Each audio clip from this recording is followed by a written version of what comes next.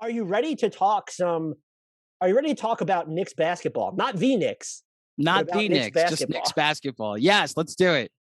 So we just did our report cards. Full disclosure, not that you care about this. I was waiting. We normally do them earlier in the offseason, but I was just like, between the shit that's going on with Dame and Ben Simmons, I'm like, these are going to get so outdated if we put them out now. Sure enough, we waited too long because nothing's going to happen with those guys. But so we did do a deep dive into the Knicks.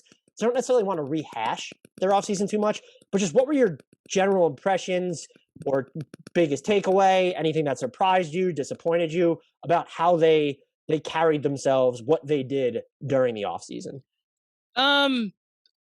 The night of free agency, seeing that this was headed toward, like, we're running it back. We're bringing Nerlens Noel back. Derrick Rose is coming back. Alec Burks is coming back. And the only casualty is going to be Reggie Bullock for Evan Fournier.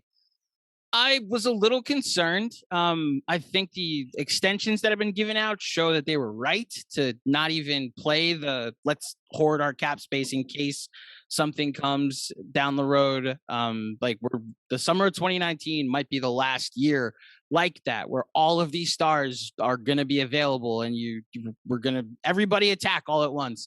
I was a little concerned that, like, okay, maybe they kind of peaked last season when a lot of things broke right for them.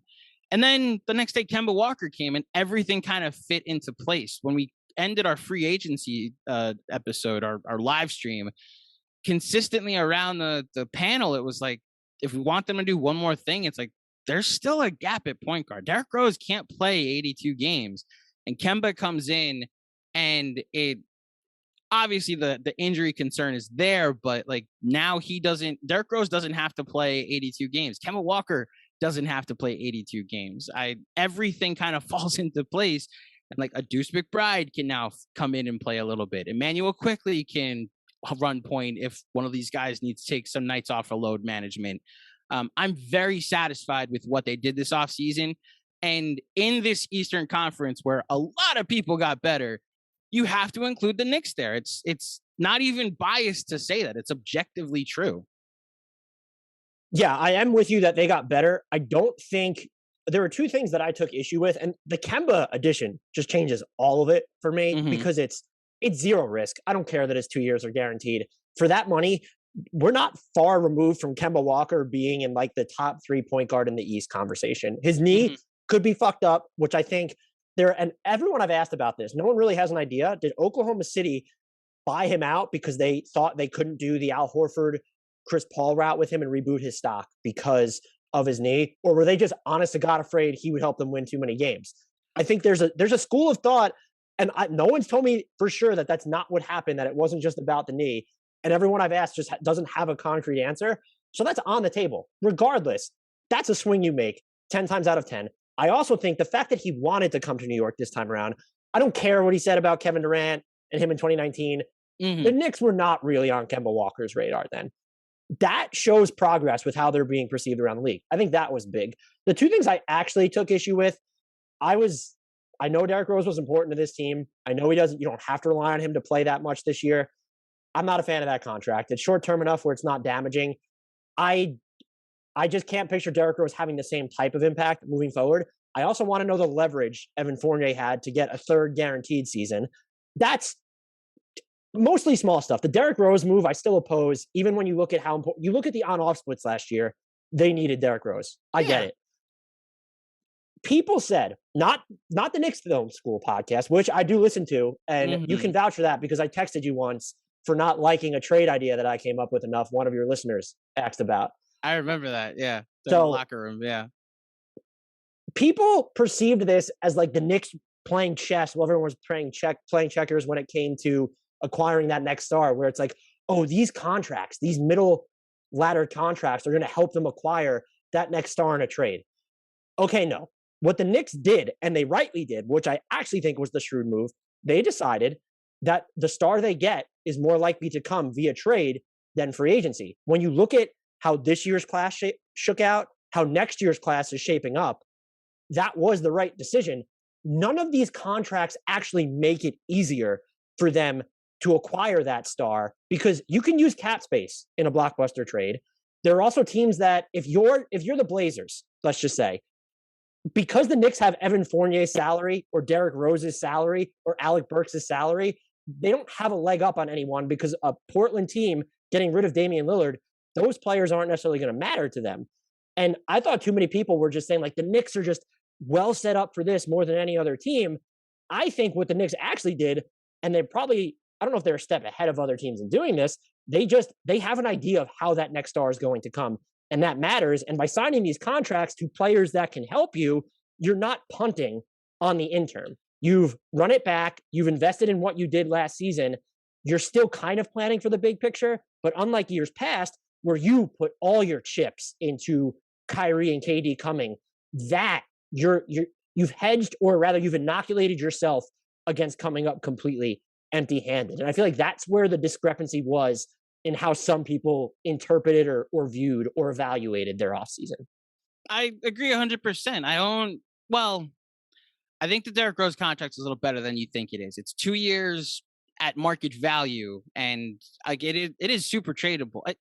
Derrick Rose getting $14 million a year after what he did last year is like, that's market value for what NBA standards are today. For a perennial, a guy that's going to be Tibbs' motor as a six-man off the bench. Why is that a bad contract? 50 games in a 72-game season, so playing 2/3 of the season, basically. Like, but he didn't miss because of like a Derrick Rose type injury. He got COVID. You know. Also, didn't he have shoulder stuff going on too last year? Not with the Knicks, he didn't. He might have missed a game or two with like a nagging injury, which you're gonna expect that with Derrick Rose. His bad injury where he missed significant time is like anybody could catch that. So any contract you could apply that type of risk to. I think when they originally signed it, I was like, it's a good value, but like I don't want him to be the starter. Now, like, you're not putting as many miles on Derrick Rose, which is why you said it to start.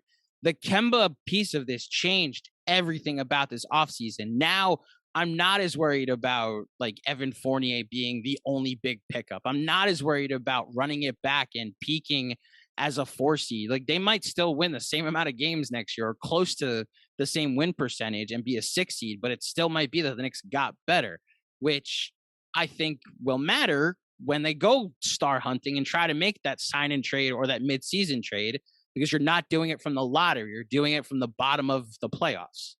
Yeah, I mean, we'll get into this when we're talking about the young players. Growth isn't linear, especially in the East and especially for the Knicks. They can win. You could tell me they're a playing team and lose, but that they've still shown progress depending on how much they emphasize youth, Obi Toppin, RJ Barrett, all that. But so Kemba specifically, let's just assume he's healthy. Mm-hmm. Do you view him as a seamless fit, or do you think there could be some onset awkwardness just due to how it displaces Julius Randle from the ball after he had, by necessity, of course, like carte blanche in their offense because they needed him to. Like, they needed Julius Randle to hit every single one of those difficult jumpers that he hit last season. Not, oh, this is cool. They absolutely needed him to hit those shots. You're not wrong. And it came back to bite him in the ass in the playoffs, which is where Kemba is your seamless fit. And look, like, I've talked about this guy entirely too much for my own good and probably for his own good, but the Knicks upgrading from Elfrid Payton is so significant. And going from Elfrid Payton to Kemba Walker, dude, if they went from Elfrid Payton to me, I don't think it would be that bad of a drop-off, which, like, I get it. I'm a podcaster. I'm not an NBA player. I also was not as detrimental to the Knicks last year as Elfrid Payton was. Also, and I've seen you would have hit more three-pointer, wide-open three-pointers. That is fair. You see me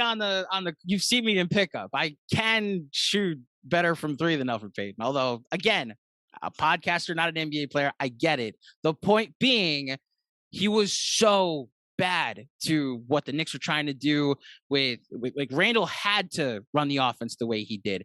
RJ Barrett became such a good off-ball threat last year, and his point guard wasn't finding him when he's wide open in the corner after he's drawing the double team. And it was only when the Immanuel Quickleys or the Derrick Roses were on the court and making the defense like be faithful to the point guard that he might pitch, he might drive. There's options here, which is what Kemba will be able to do, well, if he's healthy, obviously. And yeah, seamless fit is the thing. I don't think if he does the Elfrid Payton thing and just takes some pressure off of Julius Randle. And look, like Evan Fournier is going to come up on this pod, I'm assuming, but what they're going to be able to do now that it's not just Reggie Bullock's shooting, it's not just him as a jump shooter, and you have a guy that can create his own shot, will take some of those miles off of Julius. I'm expecting them to not need like 65 great Julius Randle games, but 45 great Julius Randle's games, and a couple Kemba games, and a couple Derrick Rose games, and I'm assuming we're going to talk about the potential of an RJ Barrett game here and there. So yes, Kemba, I think it literally shifted everything down into its proper place. Similar to, like, are you a baseball fan at all, Dan? God, no. Okay. Just real quick example. 6 years ago, the Mets were decent. I'm a Mets fan. They were clearly missing that one big bat in their lineup. And they had like a guy that should be hitting third, hitting second, a guy that should be hitting sixth, hitting fourth. Then they traded for a guy named Yoenis Cespedes, and everything fell in line. Now the guy that's hitting fifth can hit fifth. Now the guy that's hitting seventh can hit seventh, and so on and so forth. Kemba shifted everything down. Now Derrick Rose can be the backup. Now Julius doesn't have to be the only person that can create offense in the starting lineup. And I really think it's going to work out for them. And I had written about this, not to plug myself, when they first got Kemba, about the importance of him nudging the pecking order down. What he's also shown that I actually don't think people have talked enough about is even in Charlotte, when he never had the ability to, but more so in Boston, which is why when he was healthy, he emerged as a better fit than Kyrie. It was within the ecosystem where Jason Tatum and Jaylen Brown, their development, their success felt more organic, like it wasn't happening in spite of Kyrie or against the grain of a Kyrie Irving game. He is going to he doesn't need to be in isolation, and he can hit spot up threes. Like he is fine. And teams have to respect him because he's hit a high clip of his spot up threes over the last half decade. And like you said, just nudging the pecking order down is absolutely huge for them. What I still do think is big, and of everything they did to me, and you're free to obviously say if you disagree or if I'm flat out wrong, the biggest double down that they made on this roster was the Julius Randle extension. Because if Julius Randle pans out, if what you said is Julius Randle is more second team All-NBA than the guy in 2019 who didn't even have the leverage to get 3 guaranteed years from the Knicks, which is a fine gamble to make. It's happened after one season. And if he does pan out, if you're right on that, not only do you have him for the foreseeable future, you have him on an extension that even if all the incentives hit, it's a bargain relative to the player that he is. How do you see his offensive game fitting within a broader ecosystem where there's more guys who can operate with the ball? And two, what gives you confidence, because I know how you feel about him, that last year was not closer to an anomaly than not? And you can quibble over whether he should have been second team All-NBA, third team All-NBA, or missed. The way I framed it was, if there was a fourth All-NBA team and Julius Randle was left off of it, that would have been a monster snub based off the season you have. I think a lot of spots in All-NBA can be interchangeable. The fact that positions are still involved is so fucking stupid. But just to lay the groundwork where I'm coming from there, what gives you confidence that last year was more so a glimpse of what's to come or the player he's actually developed into? Well, because there were, I hate to go back to 2019, 2020, the first year of Julius Randle. There were glimpses that he did look good when he was going downhill. That when you got him in situations where he wasn't just getting the ball on the wing and you got him in movements, like there's a productive player. If you go look at his game stats, his box scores, after they fired Fizdale and went to Mike Miller, there's like this 6-game stretch where he was scoring 33 a game. And it was like, this could be a thing if Julius Randle learns how to do this consistently. I will say this because Knicks fans seem to be afraid to say it. I have concerns about the 3-point shooting, but then you look at how hard he works and the mini press tour he did in the middle of the season where he went on JJ Redick's pod and Woj's pod and was on the jump. And all of a sudden, Julius Randle's like a guy that is campaigning for how hard he likes to work out in the offseason. This is a guy that has transformed his body. He went and complained to his agent and his college coach that he didn't like his situation with the Knicks. And then his agent and his college coach went and ran the Knicks. So this is now a situation where they've uprooted their lives from CAA in Kentucky and built it around Julius Randle. And he seems determined to now like pay it forward, to pay it back. You've put this trust in me. I'm going to now return the favor. There's a leadership quality. Like I haven't even mentioned like the stats part of it, where he, had one of the best seasons in NBA history, like arguably one of the best seasons for his position. Like Simmons, I know, went down a whole thing of how close to Barkley he was. Like the splits, the 24, 10, and 6 splits that he had last year. Only 2 people have ever done that. And it with on 40% 3-point shooting. And it's Larry Bird and Nikola Jokic. I'm a big believer in the fact that what we saw last year was always there. He just needed the right people around him, the right coach to pull it out of him. And now that he doesn't have to play every minute of every game, they're going to be like, I can't say this enough. Like they're going to have games where they're not like stressed down the stretch. It's a close game. We have to put Julius Randle back in up by 20 because Obi Toppin can't play. No, like there are other guys that can run the offense for 10 minutes at a time. And Julius can not necessarily coast, but doesn't have to have so much tension on whether he had a good game or not. And we won't be dissecting these 5 games that happened in the playoffs like it's any type of a sample size. Yeah. And I actually think my larger concern with him probably before last season is because you saw it in New Orleans too. If you put the ball in his hands and you give him real agency, he can make plays, pass to others. Like you said, the 3-point shooting was new. He did shoot the 3-point number that I'd be most concerned about, and it wasn't a huge percentage of his threes. He shot 41.5% on step back threes last year. Yeah. He hit more step back threes than he did in all of his previous seasons combined. That being said, that's a common shot now, and it's not far-fetched to believe that he worked on that. I've actually always been more interested in, well, how can he be as part of a larger or broader dynamic where there are other people that are going to have the ball a lot? And I was encouraged. He hit a higher percentage, and most players do this, but there are guys who are hardwired differently. And I think before last season, he was one of them. They shoot better on off the dribble threes than they do on catch and shoot threes. Julius Randle did not. He shot, I think it was like 42% on spot up threes. And that there's other stuff involved. We're playing off others, but that shot is huge if you're playing next to a Derrick Rose, a Kemba Walker, even, Alec Burks, Evan Fournier. That gives me encouragement that he can actually still be really impactful despite not maybe having as high of a, let's say, a true usage, like where it's not where if his touch time is impacted by the players around him. And so I think he's more likely to fit into that type of a mold than he was before. And then you talk about all he did on the ball last year. Okay, that's great. They all of a sudden don't need him to do that.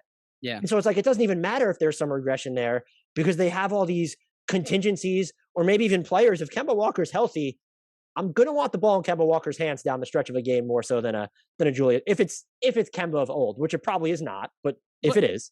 But to that point, they had this 9-game winning streak in April, which got a lot of us a little delusional about maybe we could beat the Bucks, and like what you saw down the stretch was options down like in the fourth quarter was, okay, RJ can take over for a little bit. Julius can take over for a little bit. Derrick Rose can break down the defense and find Alec Burks or Reggie. Alec Burks had these heat checks where it's like, okay, I'm going for 27 tonight, and it's all going to be in the second half. Statistically speaking, I wrote something where I was looking at the level of difficulty on players' crunch time shots versus efficiency. He graded out as one of the 10 most efficient crunch time players in basketball last year, Alec Burks. That's just absolutely wild. But please continue if there was anything else you had to finish. No, just like you saw when you had other options that it made things easier for Julius. I really think the way last season, which if the Knicks lose in 7 and Julius has a great series against the Hawks, we're not even talking about any concerns about Julius Randle duplicating what he did last year. It's literally just that they ran out of steam because you do that when you're playing every second of every game and it's close and you don't have other options. You're the only primary creator on your team. And now they've added multiple ones, and not to mention the other younger players that could get better to take some of that pressure off. I'm on board with many Knicks fans, obviously, that believe that what we saw of Julius Randle was more the beginning rather than a flash in the pan.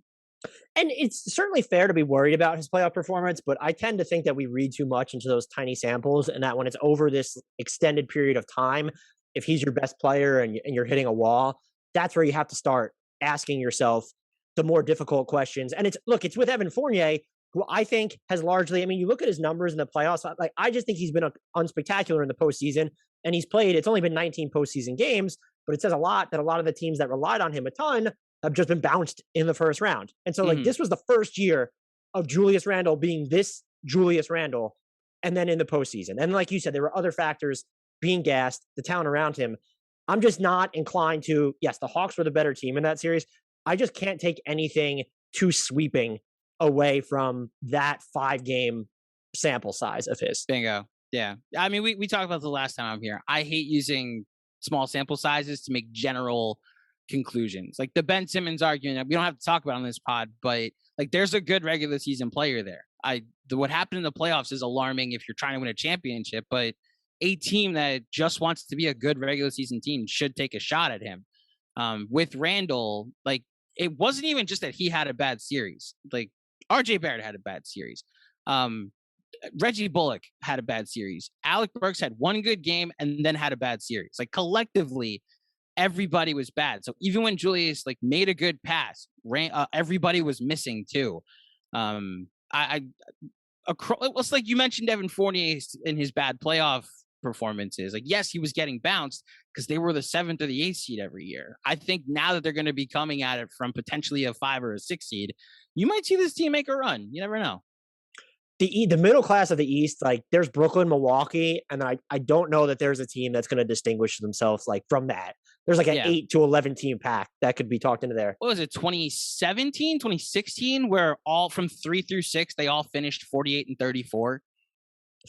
Yeah. It was like they all had the same, it was like Charlotte, Indiana, Toronto, and Miami all finished with the same record, right? I think that was 2017, maybe 2018. Okay. I think it was 2017 though. One of a podcast midseason, you and John decided to slum it. I went on there and I said, I still think that RJ Barrett is the Knicks' most important player long-term. There's probably more of an argument than before for Julius Randle after giving him the extension. I am still of the mind that RJ Barrett is this team's most important player long-term because of all that he either represents as either a co-star, or do you think he might have a higher ceiling than what Julius Randle is going to have at his, in what he's doing? Regardless, do you think there's a chance that we saw him hit a bunch of set 3-pointers last year, which was phenomenal development for him. There were times, and it felt like there's no science based from my perspective. When he attacked early in games, he could really put pressure on defenses. They would react. He'd make good decisions. He's shown that he can kind of finish in those instances. You'd like to see him. I think the biggest thing, among others, though, will he develop an off-the-dribble jumper? My twofold question is, do you have faith based off what you've seen, whether it's shots he's taken, the cadence of his game, that he can get there?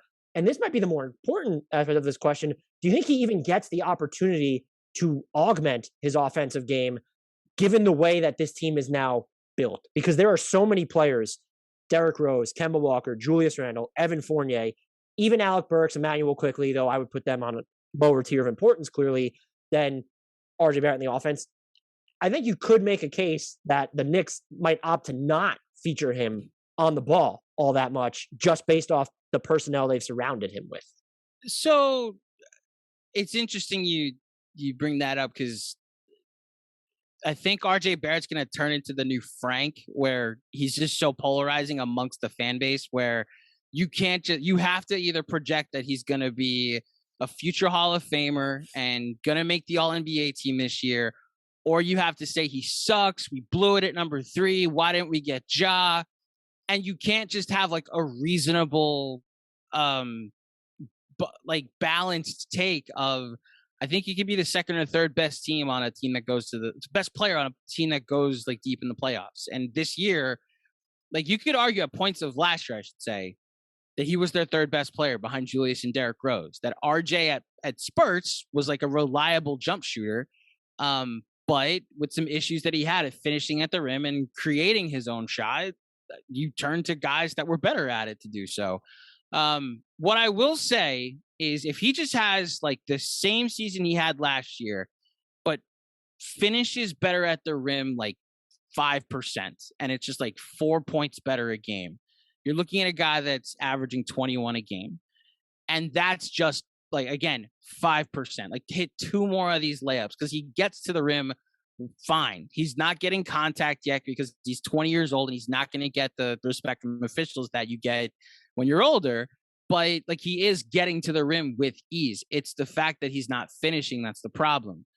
That might be all they need him to do next year, because like you said, they have Kemba, they have Derrick Rose, they brought in Fournier. They might not need RJ to carry the load as much as the second or third best player. I will say though, like, if those absolutist Knicks fans are right and he does show up and like he's creating his own shot, and this is 2017 Jimmy Butler, then maybe like this is a thing where RJ Barrett is being considered for all-star teams and is the favorite for most improved player. And it's a good problem to have if RJ Barrett shows up and has more tricks in his bag, which I think as of right now, if he's just the same player as last year, but finishes at the rim better, that's fine. And I can talk myself into him even taking a few steps up like he did last year. Yeah, I guess the thing for me is I would be more concerned with, I actually think there's there's going to be a very good sort of point wing in there watching the cadence of his game, looking at table setting for others. I'm more concerned with the opportunity where you mentioned, if he's finishing at the rim better, that's a 20 plus point per game scorer, or the same level of shot opportunity is going to be there. I'm just so fascinated to see how they use him within the offense. There were I fell in love with, very small sample size, but like the RJ Barrett plus non-starters units just destroyed opponents. So, and I thought that was, Derrick Rose is on the court for some of those, but you also had like Taj Gibson and Frank Ntilikina in some of those minutes. And so RJ Barrett had more responsibility there. And so I think that's encouraging, but I do come back to a sub 35 effective field goal percentage on pull-up jumpers. I want him to be able to work through the volume on that, because I do think off the dribble jumpers are probably the most important shot in basketball right now. And if you want him to be, Jimmy Butler's not shooting well on pull-ups right now, but if you want him to be this upper echelon all NBA candidate long-term, I think it's a shot that he's really going to have to hit. And I don't know one way or the other. I just don't have if I had to pick, I wouldn't be able to tell you whether I think he gets there. I'm more concerned with, is the opportunity for him to even try and develop that shot going to be there as the Knicks are presently constituted? Well, so we open this pod somewhat. We'll open the Knicks discussion of like the health aspect is there. I mean, the bigger question I have is the opportunity might come in those load management games. And I wonder if if Tibbs is going to let them have load management games, is he going to be like, okay, we need to watch. I think we know the answer to that question. I know the answer. I'm hopeful that somebody's in his ear. Like, you don't need to. We do this game now called I Know the Knicks because it's the off season and we're just coming up with content ideas. And when we were doing trivia, we were talking about games the Knicks won by 15. Can you name all the games the Knicks won by 15, who the opponents were? And there's this Pistons game last year where they're up by 36 in the fourth quarter, and Julius Randle's in, playing minutes 36 and 37. And it's like, what are you doing? And it's why I hope that there's somebody above him that is like, hey, we've now given you some reinforcements. Like, we're now gonna like spread the ball a little bit more, spread the wealth a little bit more. I think RJ, if he takes the step that people think he will, which look, imagine having this conversation like a year and a half ago and how much work we thought he needed to do, how broken of a jump shot he seemed to have. Now look at what we're talking about. Can he have the opportunity to flourish because what's around him has gotten better and he still has shown signs to be a productive NBA starter. It's a good problem to have is what I'll say. I like the idea that there are going to be multiple options rather than we're kind of fucked if RJ Barrett isn't good next year. And I mean, look, they really leaned into shot creation, which sort of segues to my next topic. I don't know that you could have leaned too far into it, but I look back at their offseason. They were fourth in points allowed per possession defensively outside of garbage time last year. They had they had the best 3-point defense in the NBA. Knicks fans have gotten mad at me when I said this. There's always luck caked into that. I actually do think there was a rhyme or reason to how they were covering 3-point shooters, who they were letting, or I don't want to say letting, but coaxing into 3-point shooters. I think RJ Barrett was actually a big part of that because of how well his off-ball defense improved. You did lose your most important wing defender from last season in Reggie Bullock. I find myself wondering, based off the amount of cap space they had left, it felt like the Kemba stuff was in the ether. And so I'm like, did you need Alec Burks instead of Bullock? Or couldn't you, and I didn't think too deeply into this, like, couldn't you have just dumped Kevin Knox to hold Reggie Bullock's cap hold and pay him? Because I don't think he's the difference between the Knicks winning the title, but he was your most important perimeter defender. Now that shifts to, is it RJ Barrett? And that's my question for him. Is he, and I think you and I have actually talked about this, he made strides defensively last year, and especially off the ball. He was just active. My concern would lie with, because he's not a point guard, so you're just not, by virtue of not being a point guard, you're not guarding these number one options a ton. And then you had Reggie Bullock, who they would be more apt to throw on the number one option. He didn't spend a ton of time guarding on ball against these really lethal threats. And I think he's going to have to now. If you disagree, that's totally fine. But is he suddenly their most important perimeter defender on this team? And is that a shaky proposition for the team that finished fourth in points per possession last year allowed? So what I'll say is that, well, obviously when you go from Reggie Bullock to Evan Fournier, you're clearly conceding some defense. And I think, you think, I think what we saw is, like, the Knicks saw, I'm sure you're going to make me preview the eulogy of Frank Ntilikina at one point. And it's frustrating that Frank didn't get get a chance to play under Tibbs as much as we thought he could in a Tibbs system. But what the Knicks' problem was, the biggest problem they had last year, while holding teams under 100 points was their specialty, they also didn't score 100 points that much at all. So I think even if RJ is their primary, like, defender going forward, and shows the ability to do so, which is, like, again, progress toward how hard he works and how much he works on that aspect of his game, like, I'm okay with them conceding being the fourth best defense and being, like, the seventh or eighth best defense, so that they're not the 25th best offense instead, that it's more of a balance. And look, I don't want to give Tibbs, like, magic powers, but I'm also, like, what we saw from not just RJ and Reggie Bullock, but, like, the whole team defended at a level and in a way that I've never seen any of them defend at any point in their. Watch Julius Randle a year, 2 years ago. Bingo. Watch Julius Randle last year, and you'll see the if there's a Tibbs voodoo, that's the evidence. Yeah, like, I'd even argue, like, they lost their best defensive player midway through the year, like, twice. Like, Mitchell Robinson and what he can do with his rim protection, I thought, like, was important. And then going to Nerlens Noel, which a lot of nice block shots, but, like, we saw him exposed a bit during the playoffs, where it's like, if you just have a guy that, he was so good defensively during the regular season. He was the ground, like, he was covering in pick and rolls. However, what Mitch can cover, I think, is even better. And then what Mitch can also help you. He is huggable anarchy, is how I've referred to him on defense. I love watching Mitchell Robinson, because I was wondering if anarchy is a compliment or not. But huggable was preceded. So because he's not always going to make the right decision. There's stuff that's going to turn out poorly, but the amount of ground he can cover just almost doesn't matter. Do you think RJ has that in him, though, to be that? I don't even want to call him a point of attack defender, because I just don't think they use him as that. I mean, maybe they have to, because Derrick Rose and Kemba and Emmanuel Quickley. That's the thing. I think we're going to find out. I'll tell you that much, Do you think he has that in him based off what you've seen? To be honest, I'm not sure. What we saw from the team last year was way more team effort on defense. It's a collective effort to hold the other team to 85, 90 points a night. And whether RJ, like, I'm more confident in him defensively than I was a year ago than anything else. I hope. Which is, like, the biggest thing I could say about RJ. If there's any confidence you have in him being able to do it, it's that he seems to be that type of gym rat workhorse that if they're asking him to do it, he's going to figure out a way to do it. We'll see. I mean, he's shown. I'm more confident in him being able to do it than I am in him not being able to do it. Is that a cop-out of an answer? No, I think I honestly just don't have a feel. My guess would be next season specifically would just be no. But the improvement that he made from year 1 to year 2, and I just don't even know how much of that is, David Fizdale's no longer in the building type deal. Yeah. But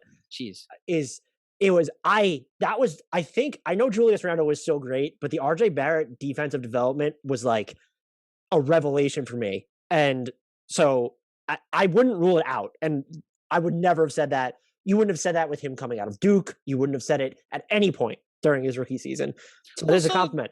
There's one other factor to this, because I mentioned Tim already, but we were campaigned all throughout last season about number 6, that Elfrid Payton is their best on-ball defender.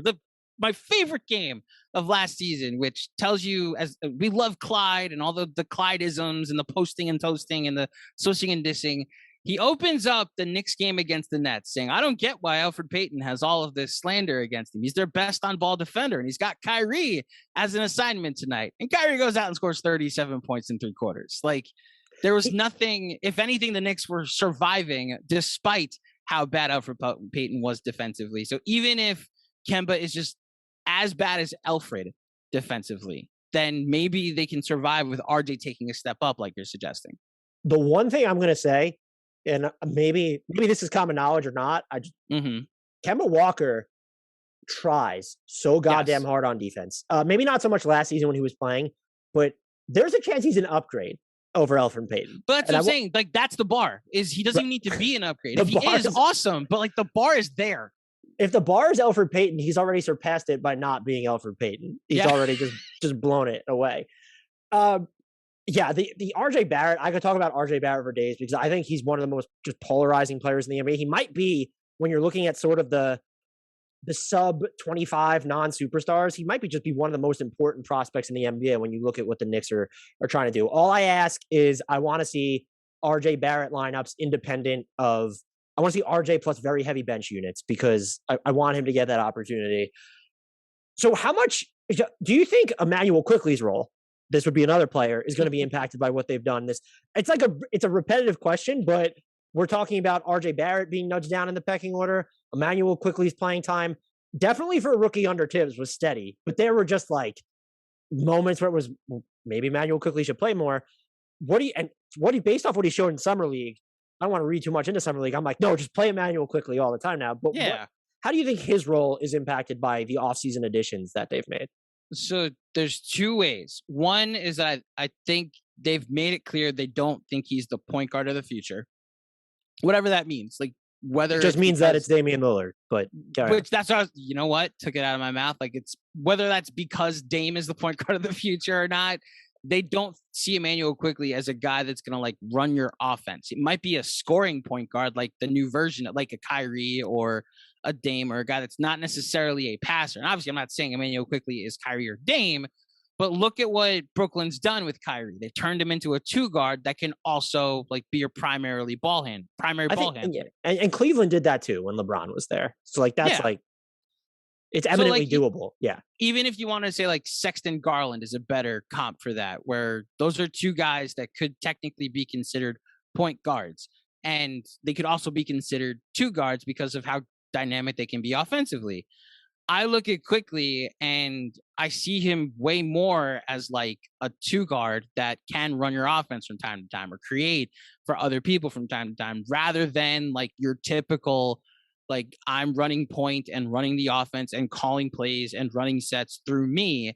And look, what we saw in Summer League was we want to see if you can do it. And there were spurts where he could, and then there were a couple 2 for 14 games. I am way more of for now, Immanuel Quickley's best role is like being the 6th man of the year candidate right behind Derrick Rose. Like, if you're going to be on the court with Derrick, because we saw it work so well last year, where you're playing off of Derrick Rose, and then defenses have to honor both of you, both your 3-point shot and your ability to penetrate. That makes the second unit so much better. And the weapon that the Knicks had last year, I'm not going to mention number 6 again, but like when the second unit came in the second quarter, the Knicks were building these leads, and then they disappear once the third quarter started. I see that now being even stronger of a weapon next season because Immanuel Quickley is going to have more opportunity. And look, the load management thing, even if it isn't like Tibbs finds religion and thinks, oh, playing players this much isn't a good thing. Say Derrick Rose and Kemba Walker do miss time. You'd now have Immanuel Quickley to step up and play a couple games as your backup point guard, play a couple games as your starting point guard. And it's not too much of a drop off because he did show a lot last year, you know? Yeah, the Knicks were a plus 16.5 points per 100 possessions outside of garbage time when Immanuel Quickley and Derrick Rose played together in those second year.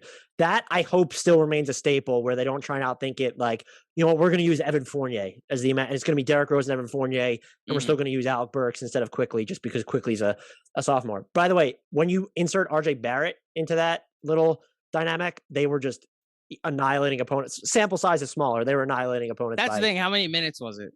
I think it was like 300 possessions or something like that. So not huge, but the Quickley Rose has a real sample. It's like 900 possessions. Derrick Rose's availability because of COVID sort of eked into that, but I'm hoping that partnership, or at least that dynamic, maybe it's not there. If you want it to be Kemba and Immanuel Quickley, fine, but that dynamic seems like it's best for him. When you look at the Obi Toppin now, is he going to get more consistent run this year? And there's an argument for it because during the latter portion of the season, he looked like an NBA player, which was a dramatic improvement from what he looked like during the first portion of the season.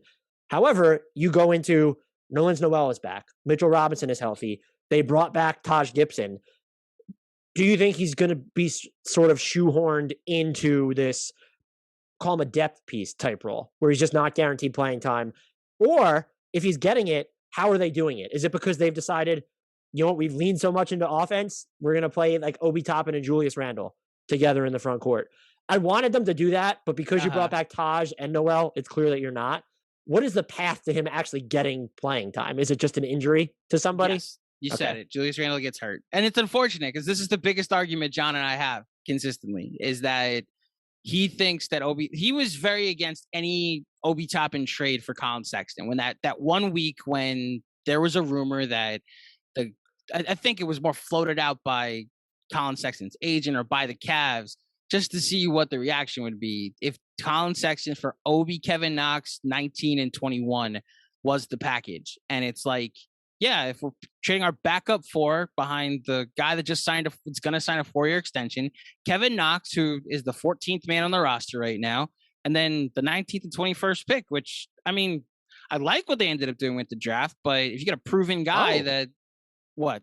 That's where I guess we're going to disagree on that. I was thoroughly just please carry on with what you were saying. I didn't mean so back to that in a second. I thought that trading I think Obi Toppin is tradable, especially if Julius Randle replicates the stamina that he had last year. Like, he can play 35 minutes a game. If he doesn't have to, fine, but that doesn't mean Obi Toppin then gets to play 20 minutes a game next year. The path to Obi Toppin playing next year is Julius Randle gets hurt. And then if he gets hurt, I don't know how much that hurts the team. I don't think Obi Toppin steps in and then like, oh, we're good, we have Obi Toppin. I think he's a solid backup for, and if he was on a good team, if he was on another team being a starter, like if he was on the Cavs and we saw what it looked like and they didn't draft Evan Mobley, maybe that would be different.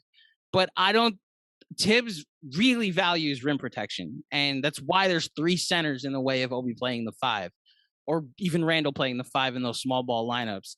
I don't see the Knicks going to under Tom Thibodeau, which I want to clarify. I don't see the Knicks, while Tom Thibodeau is the head coach, ever consistently going to a lineup where Obi Toppin and Julius Randle are playing at the same time, which as a result is criminal. Just to try, I say that's criminal. Just and that's the thing. I'm with you. I'm with John. I'm like, I hear the argument. I'd love to see it.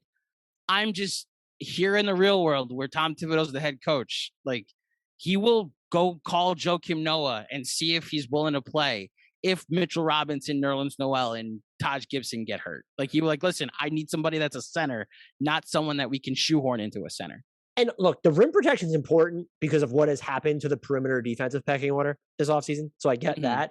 But before they had re-signed Taj Gibson, I was like, maybe they're actually going to play Obi Toppin as as a backup big. Like, maybe he will be the 4th big, which is, there's a path to minutes if you're the 4th big on the team. He's not. He's the 5th now. And so I would agree with everything you said there. That's where it gets tough with the Knicks, given what they've done. I, in all, thought their offseason was like B+, A- territory if we were throwing a grade to it. but you lose some of the focus on development with the decisions that they made. If you're talking about maybe a Quickley or an Obi Toppin, and you still, to me, whether it's for a future trade package or as a building block, you need to know what Obi Toppin is. And that's, you can't argue against what the Knicks did this offseason. I don't think there's anything they did that was actually bad that you can say, no, they shouldn't have done it.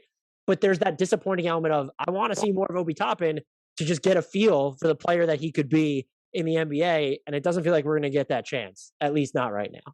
So what I'll say is that, look, if the superstar trade is going to happen, the way they happen is like the superstar says, I want to go to that team. And it doesn't matter if the Knicks played Obi Toppin minutes or not. Like, Obi Toppin will be in said trade. Like, his development has very little to do with whether one of those big trades will happen.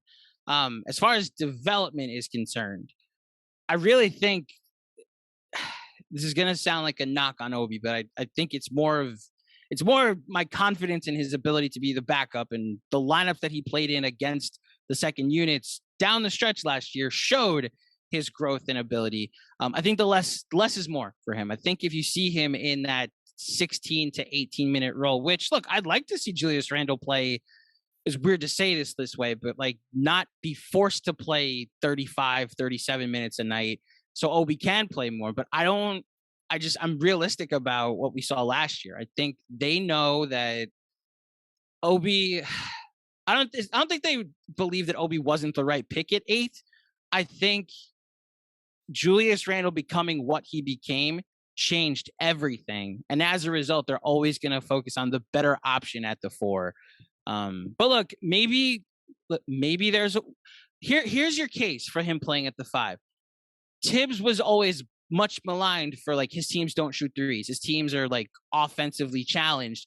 And then last year, the Knicks suddenly were like, hey, we're going to start shooting more threes. And Tibbs was talking about, like, yeah, I've got these guys giving me charts and stats and all these other cute things, and like dismissing all the Brock Allers out there. And it, like, all of a sudden the Knicks became a very efficient 3-point shooting team. Maybe somebody says to him, hey, like, we need to try like going smaller when teams have like a center that isn't going to be as is going to be more of a perimeter threat. Maybe we should try it from time to time. Maybe that person that got Tibbs to get the team to shoot more threes can convince Tibbs to go small. I just don't see it. I don't either. And that would be the case because I don't think they took enough 3-pointers. They were 29th in above the break 3-point frequency, and they're like 22nd overall, which for a team that was shooting so well on threes, and you were 25th in offense, that's how you bridge some of those gaps. Is it doesn't always work, but if you up your 3-point volume, there's a higher variance in the misses, but there's a higher variance in your makes. And so I will say the volume is what it is because of the pace, though, right? Because they were just like the slowest team. So as a result, it's not even so much that they weren't taking as many threes. It's like they were so slow that they took as many as they could at a certain point, right? Well, I'm looking at it. They were 29th in above the break threes as a percentage of their shots. Oh, okay. So it's not even a pace thing. It's like, so you want to know what's funny? I would probably guess that they were 30th before a certain point. So it's before Tibbs got handed that piece of paper. And then he was like, oh, all right, sure. We'll start shooting more threes. And it proved that much, you know? Look, you couldn't have, if they would have been, Washington was 30th and they had Russell Westbrook on their team and like that explained a lot of that. So yeah, if they would have been 30th, but yeah, that would be the path. I don't think it's going to happen. I agree with everything you said on that. And the thing that I agree with and I've thought about, but you voiced it, was they clearly, you don't take Obi Toppin if you thought Julius Randle was going to do what he was going to do this year. Bro, nobody wanted Julius Randle a year ago. That's the craziest part about Randle's last season. It's not just like a complete change from who he was on the court. It's like he was Elfrid Payton a year ago to Knicks fans. We wanted him traded for like Nick Batum and a protected second so that way we could see Obi Toppin during a season where we're tanking. He showed up as like one of the 10 best players in the NBA according to the All-NBA team last year, and it changed everything, which is why I'm not as hard on Obi about what's happened since he got drafted. I'm way more like congratulatory about Julius in what happened. Right. And that has to be calculus and all this where you can't even fault the Knicks because it's Julius Randle did what he did. He has to be like a part of that. Yes. Now. Like there's just, I still, even in the moment, and I'm wrong all the time about the draft, the 2 players most recently that I've really, or three, because I'll tell on myself here, but I'm not actually sorry. I desperately wanted them to draft Frank Ntilikina, but I also desperately wanted them to draft Shai Gilgeous-Alexander and Tyrese Halliburton. Halliburton, I get the SGA thing. Like, I'm not gonna be able to explain anything that happened while Steve Mills was in charge. So that's fair. I'm just saying, and it's just neither of those guys were the clear picks. There are a lot of people that love the Obi Toppin pick. I was so in love with Tyrese Halliburton. That one stung. And I also wanted him on the Suns too, because I thought that'd be the best fit. But that has nothing to do with this. So they're looking at their rookies. Which of the rookies, if any, do you think is going to get the most minutes? I would have, without seeing anything in Summer League, I think you would have looked at the roster, what they did in free agency, saw the size of Quentin Grimes versus Deuce McBride, seen what the Knicks already have in the guard department. I would assume it's Grimes. But then I watched Deuce McBride in Summer League, and I'm like, there you go. He's 6'2", but he looks like he actually defends bigger than Grimes. And he's more, because of who he is, he's more dynamic offensively. Is there a chance it's him? Or am I just splitting hairs here? Because let's face it, it's Tibbs. The fact that Immanuel Quickley, look, come on, people say you're right, yeah. But the fact that Immanuel Quickley played as much as he did last season to play enough minutes to where people were mentioning him in the all rookie discussion at the end of the year, where he was like top 10 on the Knicks in minutes played, that was a legitimate shock. It was a revelation, according to Tibbs' reputation. Like Chris Dunn was the guy that everybody kept warning us in Wolves Nation. Like, yeah, Immanuel Quickley is going to be your Chris Dunn, a young guard. The start of Jimmy Butler's career. Oh yeah, it's consistent. That's the thing, and I think you add in what the Knicks did. Like, let me just pump the brakes on Deuce McBride, because I'm with you. He looked great in Summer League. He was like the reason people watched Summer League when it came. Well, at least Knicks fans watch Summer League because it's Deuce night. The Deuce man cometh. We can't wait to watch the Deuce. And like, there are times when John says that, by the way, and that gets stuck in my head for like hours. Yeah? Believe me, every time, if Deuce McBride does make it into the rotation at certain points, anytime he does it, that video will be posted from the Knicks Film School account. Don't worry. 36 pick in the draft. Like, he's not supposed to get significant minutes on a team that is contending. If opportunity presents itself because of who their 2 point guards are, then that's a thing. Like, I've made the case for Quickley potentially jumping in, but who's gonna fill the rotation spot is Deuce McBride, especially from a defensive point. He's gonna be, and I apologize to you and the rest of Frank Nation. I really think he can be what Frank wasn't, like an actual difference maker on offense that can be a significant difference maker on defense, if given the opportunity. I'm just going to sidestep the Frank Ntilikina. I know. And so we did, and I don't want to get too deep into this because we've already recorded for so long. I didn't have an issue with what they did in the draft. They were like what they did in 2020 with the shrewd moves. There was more of that, like swapping 32 for 34 and 36. Like, they walked away with 2 extra picks. Yeah. Yeah. I wanted to see them, and I knew they weren't going to do this because of what they were trying to do in the offseason. I wanted there to be a bigger swing. I would have been the team that just kept Keon Johnson. I would have been the team. Going into the draft, I didn't think he was going to fall this far. I'm in love with Usman Garuba. That guy is going to swallow souls on defense at basically every single position. I don't hate what they did because I don't think that I didn't expect them to do it. That was my issue with the draft, it wasn't uninspiring. It was less than spectacular is what I would say, which is the best way to phrase it is it was good business. I don't think anything potentially high end or fortunes turning came out of it. But how many fortune turning things happen in the 19th and 21st pick in the draft? But I thought, if I'm this team, and this is just my mindset, and I know whatever about the front office, but when Tibbs is your head coach, you're clearly not thinking in this vein. Because of what they did last season, because of the cap space they had, because of free agency unfolds basically before the draft anyway, behind the scenes, because of the players you knew that were coming back, that were coming in, it felt like you had the room to just take a huge swing because you don't need these guys right away, would have been my point. And a lot of teams were afraid that Garuba wasn't going to come over, which is why he fell so low. It turns out he is coming over, but that's beside, and they had other selections. Like, they could have they still could have done what they did with number 32. Like, I would have, for what they got from Charlotte too, with the protections on that pick, I wanted to see them take at least one really big swing. I don't think they did, and I don't think that's unforgivable. I don't think that's the wrong decision. That's a personal preference that I recognize, but that's where, and they didn't lose me. Look, I'm going to be the nerd. Right. You turn 32 into 34 and 36. Awesome. But that's where I was disappointed for them. So what if I told you going into the draft, they did none of these moves, and they walked away at 19 with Deuce McBride, at 21 with Quentin Grimes, and at 32 with Jericho Sims?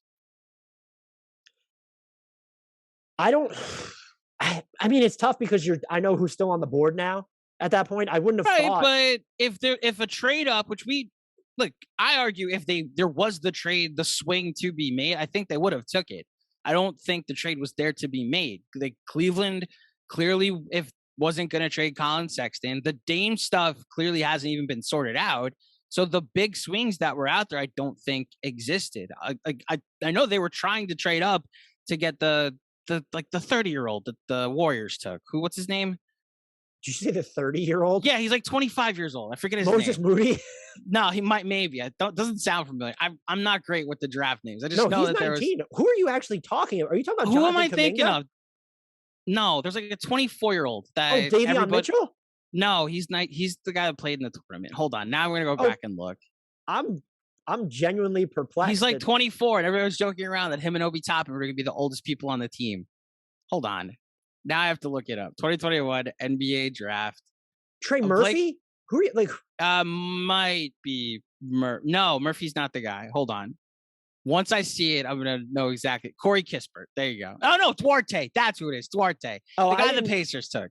Okay. I know that the Knicks were interested in Duarte, and it was like he's gonna be ready right now, and they were trying to trade up, and the trade wasn't there. And if the thing I respect about what they clearly are operating with Brock Aller's influence at the draft, if your big board is gone, if like the guys you wanted are gone, you aren't forced to make a pick. Trade down, get an asset. Even if it's an asset that doesn't matter in the future, you now have to gauge. Like they did the same thing with Immanuel Quickley, and like it turned into Derrick Rose. So as a result, I can't fault them for at that late in the draft, just looking at what's there and saying from their own evaluation, not a lot here, like lights us on fire. We're not like getting that crazy about like Jalen Johnson or Trey Mann.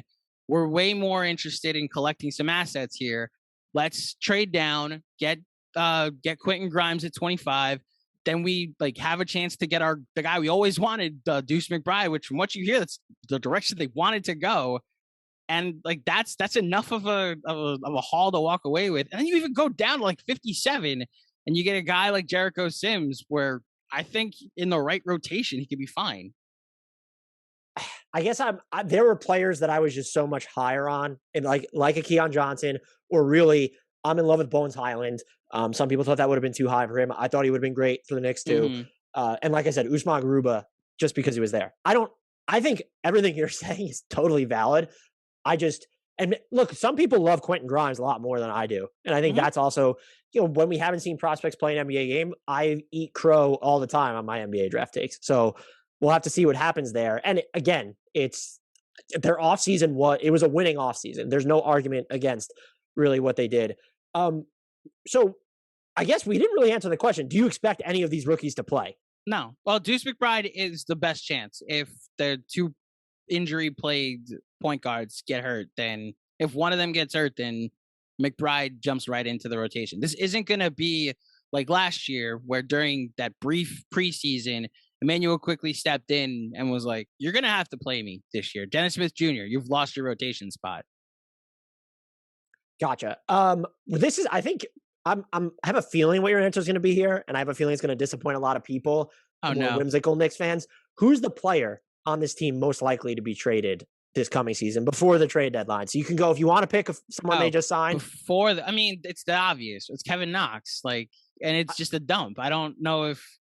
I think people are going to be upset because, and that leads me to my next topic, because it's not this big star trade. And so here's my argument, and I wanted to throw it to you, is the deals that they signed, what is convenient about them is they are for the following season with that team option, except for Fournier, which obviously the 3 guaranteed years plus the team option, is you're not impacted by not, if a star doesn't become available, like that star doesn't become available this season. And there's a chance that, it's not for the Knicks anyway. It's not Ben Simmons. And beyond him, there's always someone who's next. Dame has been billed as the guy who's next.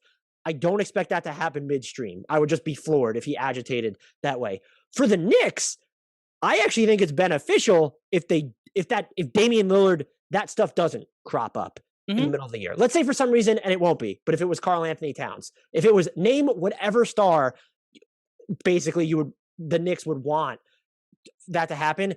I still feel like they need to go through more self-discovery here to understand what are we mortgaging all of our future for? Because whatever star they trade for, and especially now, I would argue they're probably not going to trade RJ Barrett in that star trade, just because teams, if they're giving up a star after next season, they're going to be looking at his upcoming extension. You want to rebuild. Does it make sense to pay him?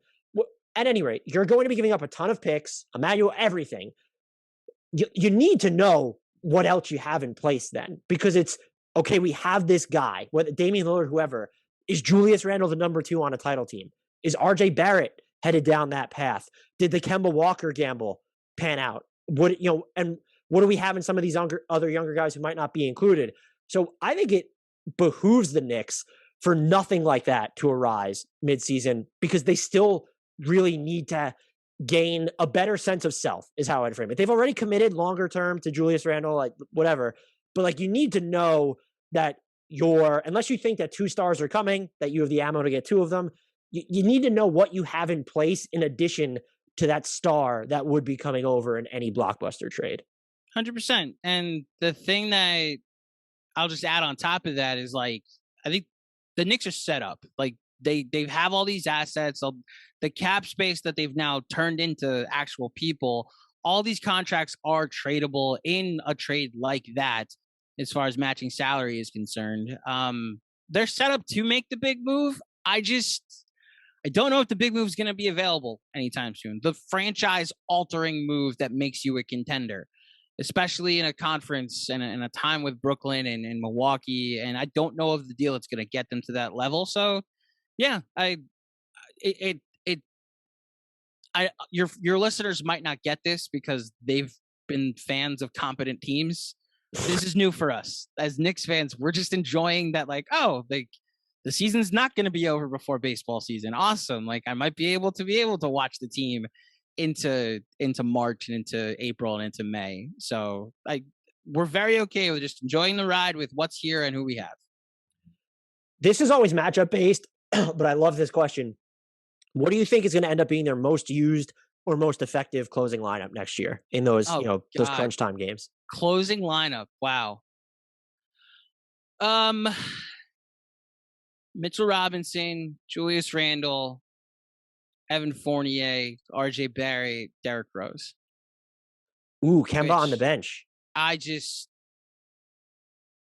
Tibbs trusts Derrick Rose more. I that's my only, listen, you said it on matchups. There's a world where I could see it being, Kemba as the center, as the point guard. There's a world where I see Nerlens Noel being the center. I will say Tibbs had this annoying habit of sitting RJ on nights where he didn't have it. So there's a world where we see maybe they go 2 point guards. Immanuel Quickley is hot. We need to play him. Alec Burks is having one of those nights where he doesn't miss. We'll play him. The one thing I'll say with confidence is Obi Toppin will not be closing game next year. That's literally the one thing I'll say with confidence. You can't even say Kevin Knox won't be closing games next year. Okay. Fair. And if you want me to go that far, I'm saying of the regular rotation players. Yes, I will also say that the Kevin Knox will not close a single game that matters next season. And you can always say the caveat is health here. I would be in agreement with you, except I would have Kemba in place of Derrick Rose. If RJ and Randall are shooting from 3 like they were last year, it wouldn't shock me if they went 2 point guards and Evan Fournier is the guy on the bench and it's Kemba and D Rose in that situation. Maybe maybe you said it's even RJ, but I think just knowing, I know he trusts Rose, but Kemba, if he's healthy, I would have the same lineup plus Kemba. This is actually my favorite question that I ask every single person that comes on for each team. What is the quirkiest, offbeat, not talked about, way out there lineup that this team needs to try? You want them to try? Maybe they won't try it. It could be just we've already combination you want to see. We've already said it. I'd like to see Obi at the 5. I'm with you guys that want to see it. I just don't trust Tibbs to ever do it consistently. I would line up where RJ and Obi and Randle and let's throw Derrick Rose and Immanuel Quickley in there. And it's like at certain points last year, that's what I wanted the starting lineup to be. Well, I guess not the starting lineup, but like when we saw signs from Obi, it's like, let's just see what this looks like, because like you're literally just putting Nerlens Noel out there to not shoot. Now we can actually get experimental. If they ever were going to try a quirky lineup that's unconventional, it's putting Obi at the 5. Unfortunately, I don't think they're going to.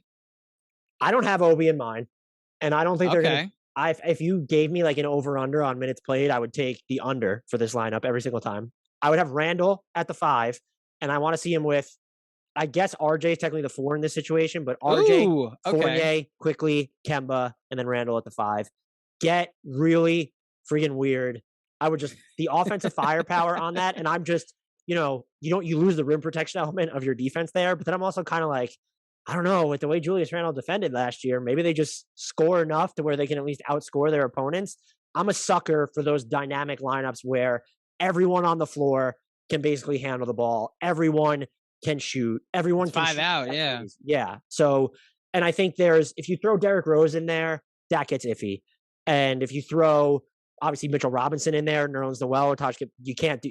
Taj Gibson does, I guess, fire away those random corner threes sometimes. Let's not call him a shooter, though. I'm with you on that. I would argue they'll never try that, but that would be mine for them. So as of this recording, they're over under, and it's so fun not having to convert these anymore.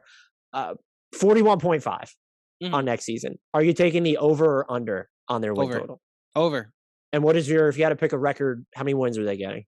I've been saying 44, 45 is the number this so far this offseason. There's a world I could even say if the over under was 45, I'd actually struggle, because I could see 44, I could see 46 next year. Yes, the East got better, but like so did the Knicks. I can't stress that part enough. I think they're in that 4-team clusterfuck, like the 2016 season where you had 4 clearly inferior to the top 2. You had 4 teams. They're going to battle it out to be the 3 through 6 seeds. And look, I could even see if it ends up being the 3 through 7 seeds, because, the Celtics could be better because Tatum becomes an MVP candidate. I'm all like, there's even the Pacers that got better. Maybe it's a 3 through 8. The point being, I don't think there's going to be much of a difference in record, maybe in quality and talent between the 3 seed and like the 6 or 7 seed. So even if the Knicks aren't the 4 seed again, they were on a 48, 49 win pace last year. They got better. Like, I don't see how just because their competition also got better doesn't mean that the Knicks don't also play up to that level of competition. I have the over 2. I think they're going to end up being a 42 or 43 win team. And I have them, I think right now I have them as the 6th best team in the East. It might even be 7th. I haven't finished my record projections. Where do you sort of have them in that? Do you have the Celtics ahead of them? As of right now, yeah. That defense is going to be really scary in Boston, I think.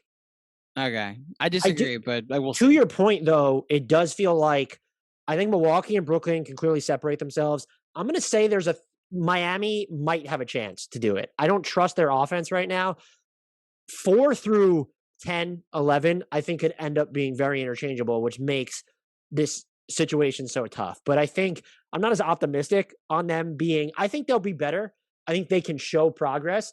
I don't know that I trust them to as much, in part because there needs to be an element of flexibility to the way Tibbs is coaching, I think, for them to show that without it coming up in the win total.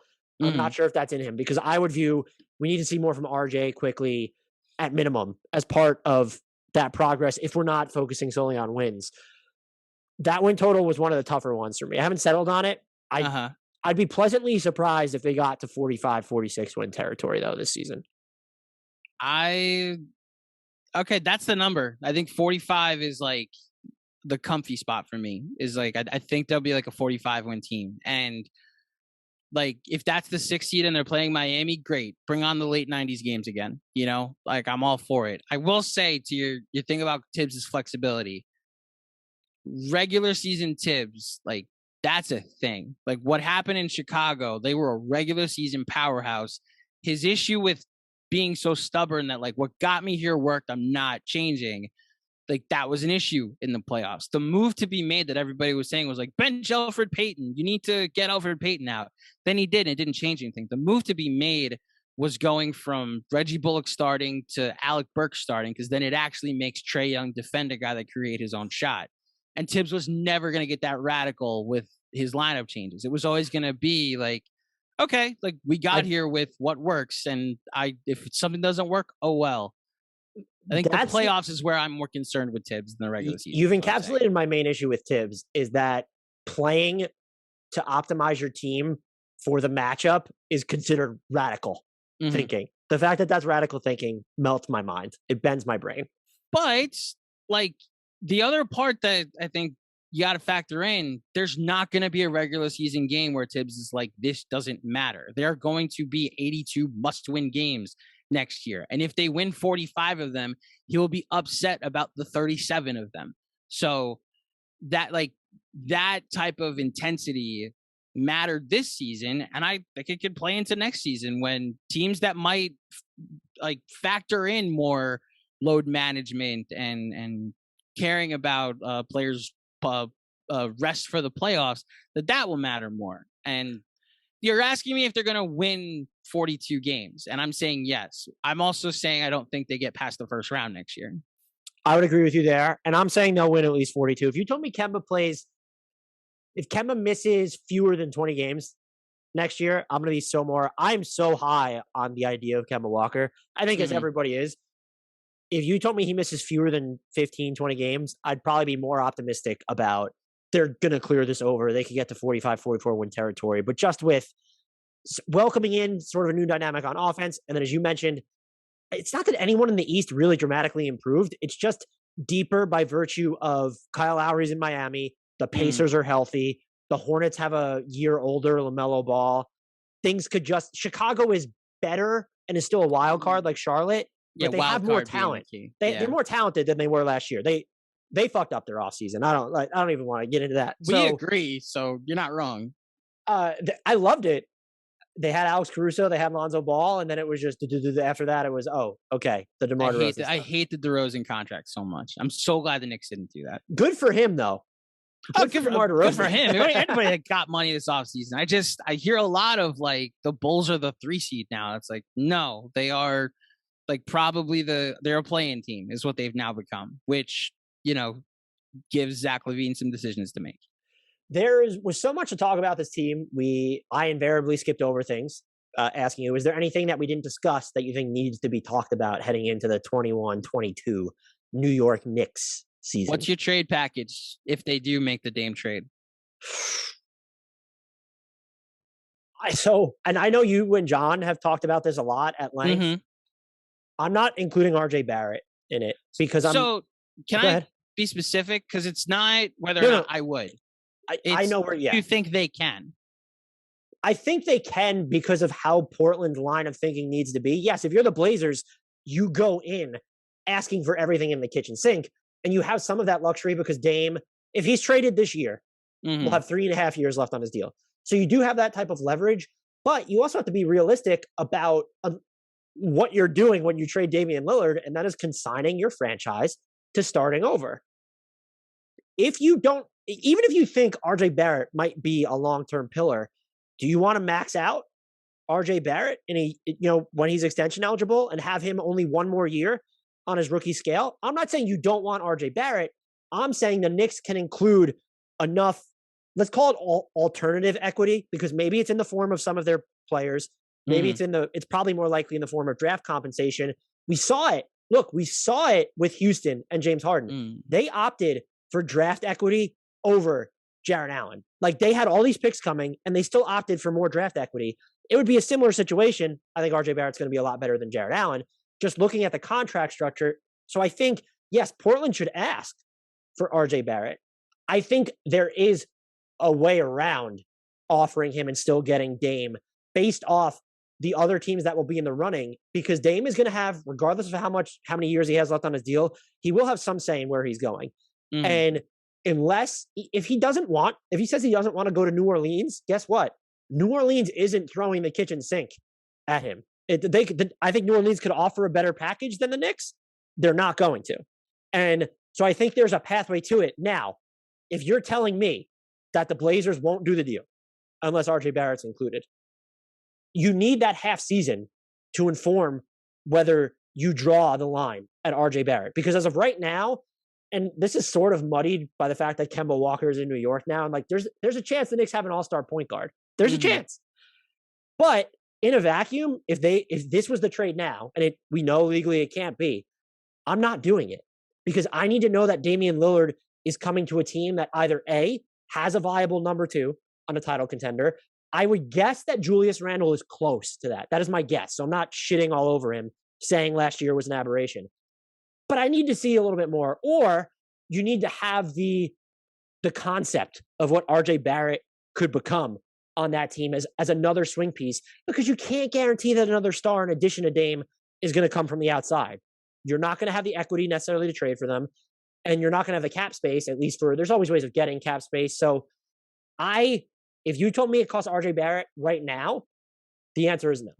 But if it's midseason, Julius Randle is back in the All-NBA discussion, then I think that gives you more flexibility to say yes. And that's ultimately where I end up on it. And it's not just Dame.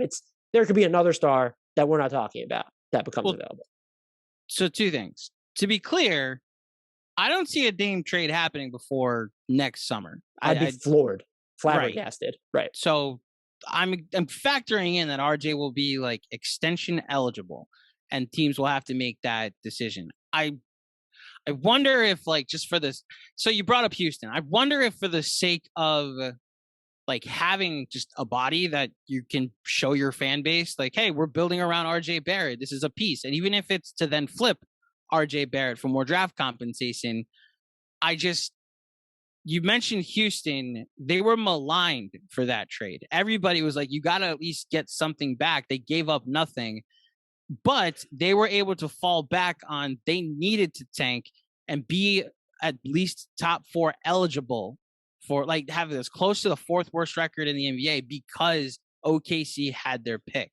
If they did want like to factor in Jared Allen to their plans or factor in Karis LeVert to their plans because they had an unprotected pick, maybe it's different in this new flattened lottery. They needed to be as bad as possible. So anything resembling talent. That's why like Kevin Porter Jr. got called up. And it's like, sure, shoot 40 shots a game. John Wall, sure, shoot 30 shots a game. We're trying to lose every game. This is the best way to do it. So it changed what they were looking for in return for James Harden. I think if you're trading for Dame, the much more likely scenario was like, okay, so it's RJ and he's bumped his stock up so much that you don't have to include Quickley. You don't have to include Obi. Give us the salary filler.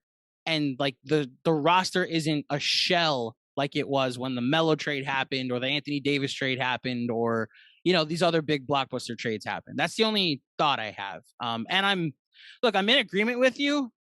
Because I don't see like the next move after Dame yet that makes them a contender, I don't want to trade RJ Barrett. I want to see what this looks like. Give me a year to see if he actually does turn into what the RJ stands believe he can be. And look, maybe like you said, Kemba Walker pops, Derrick Rose wins 6th man of the year. RJ and Julius make the All-Star team with Kemba. The Knicks going to have 4 All-Stars this year. That's what's going to happen. Maybe the better case scenario does happen and you're in much more of the stronger position where you're not trading for Dame because you're desperate and you're trading for Dame because you're trying to see if you can build a contender with what you already have. Yeah, that makes sense. I guess I just don't see a scenario where they're not throwing the kitchen sink at Portland because they don't have the Shai Gilgeous-Alexander like the Clippers had when they got Paul George, and they were trading for Paul George and Kawhi. That's when people wonder why they had so many picks and swaps included in that deal. They were trading, and this is the best way I've heard it phrased. I can't remember who said it. Oklahoma City found a way to trade Kawhi Leonard without ever having Kawhi Leonard. And so they don't have, as of right now, RJ Barrett isn't on that same level of blue chip cornerstone as Shea. And if he is, then I would agree with you because you're sort of mitigating the other collateral damage. If you're giving up, that would be an easier hard line to draw. I'm just in a mindset where it's going to cost so much based off how the Knicks are right now to get in equity, in prospects and future picks, to get that next guy. You need to protect your highest end prospect at all costs to me right now. But as you said, I think that's why it's more ideal for something like that to arise after this season. And the benefit of that is we're talking specifically about Dame. It could be another player that no one's even thought about yet. A lot of people think that Zion's going to try and agitate his way out of New Orleans. That's different. Zion's, so here's the funny part about Zion, right? Like he could try to force his way out, but like my immediate thought would be, yeah, of course you'd have to include RJ. But RJ's the recruiting piece because of their relationship in college. Now, make of it what you will. I know some people have said like they weren't actually that close in college. They were there for 6 months and then went and started training for the NBA. If Zion's on the table, that's different. Which is weird because they just extended Julius Randle. So you wonder how different it actually is. I'm just saying it could be, I don't think, some people actually legitimately do think that Zion is going to try and force his way out of New Orleans before he signs his rookie extension. I am of the mind, regardless, I do think there's smoke to his unhappiness. Until someone does it, turns down that money, is willing to threaten to play on the qualifying offer, I won't believe it. The closest we've come is Kristaps Porzingis, and he didn't so much leverage his way out of New York as New York didn't want him anymore. That was a mutual, we're good if we're both leaving. we're going to trade you. Great, And so we haven't seen it. But I'm just saying it could be another player. And if Kemba Walker is so good for you, and I wouldn't let Derrick Rose factor into this equation because he's more injury-riddled, where it's, even if it's not necessarily, like Kemba Walker is a chronic injury. With Derrick Rose, he had previously in Chicago, it was always basically the same thing around his knees. Now it always just seems like stuff is happening. Yeah. It's like the Kyrie Irving. It's nothing, it's stuff. Maybe Kemba's so good that a point guard superstar is not who you're trying to target. Right. Where it's the upgrade from Kemba to Damian Lillard will be significant. I want to make that clear. Damian Lillard's a top 10, top 12 player in the NBA right now. But if Kemba Walker is still a top 25 player in the NBA right now, so you're looking at that's why I think there's a big benefit to the Knicks going through next season without even having to think about that decision until the summer. Which lets you, factor in what they did with their cap space and be thankful that they did exactly that, that it's not just like we kept our cap. Like I get what you're saying. Like every single trade that came up, it was like, well, the Knicks, like this guy wants out. Maybe the Knicks are the team that pounces.